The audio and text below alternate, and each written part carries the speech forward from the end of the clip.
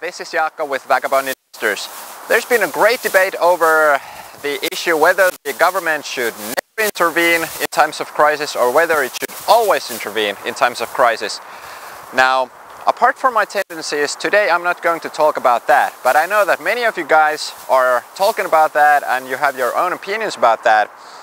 But the fact of the matter is that many governments around the world have chosen to use fiscal and monetary stimulus to boost their economies, and it's not too far-fetched to say that the global economy is in some kind of a life support system which is supported by low interest rates and fiscal and monetary stimulus.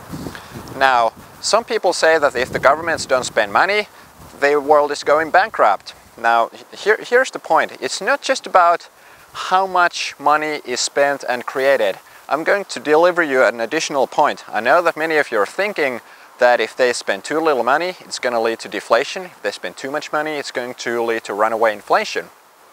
But consider this. It's also about what you spend that money on. Think about that you got $100,000 into your bank account. It does make a difference whether you are going to spend that money on something you invested wisely and you're going to enjoy the fruits of your investment, or if you're just going to blow it.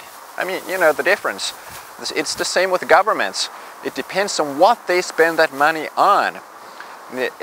For example, talking about blowing up, the US government has a very hefty reputation about constructing high-tech bombs, transporting them to Iraq and Afghanistan and blowing them up. Now the question is, does that really add value to the economy?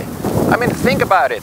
The countries that are going to survive, the countries that will survive from this mess are those that spend money on things that add value, really add economic value, so that we might have a higher standard of living. For example, you can use the money to build bombs, you can go to war, or you can use it into research and development.